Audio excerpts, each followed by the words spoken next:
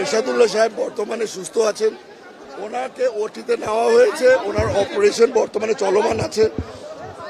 আশা করছি যে ওনার অপারেশনটা লোকাল অ্যানেস্থেশিয়া দিয়ে করা যেতে পারে, কারণ আপনারা হয়তো জানেন, আপনারা হয়তো খবর পেয়েছেন যে উনি কিন্তু একটা হার্ট পেশেন্টও, তো ওনার হার্টের কারণে ওনারা চেষ্টা করছে যে লোকাল অ্যানেস্থেশিয়া দিয়ে ওনার অপারেশনটা করার জন্য। যদি দেখা যায় যে ওটা দিয়ে কাজ হচ্ছে না, তাহলে ওনারা জেনারেল অ্যানেস্থেশিয়াতে যাবে। আমরা পুরোপুরি কনফিডেন্ট যে উনি সুস্থ হয়ে যাবেন। আশা করছি উনি আবার শিগগিরই ক্যাম্পেইনে আবার চলে আসবেন।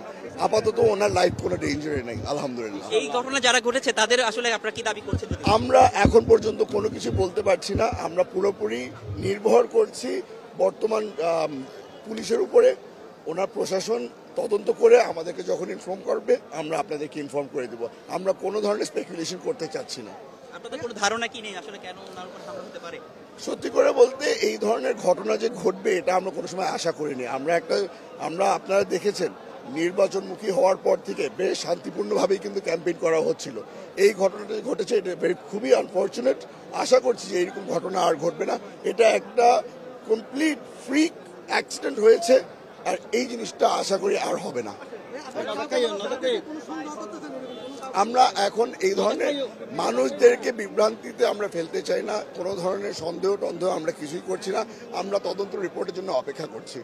পুলিশ যখন আমাদেরকে কোনোভাবে ইনফর্ম করবে আমরা আপনাদেরকে জানিয়ে দেব। আলহামদুলিল্লাহ উনি ভালো আছেন, উনি সেন্সে আছেন। আমাদেরকে দেখে অনেক খুশি হয়েছেন যে আমরা সকলে ওনার পাশে আছি। একজন সাহসী ব্যক্তি, ইনশাল্লাহ কিচ্ছু হবে না।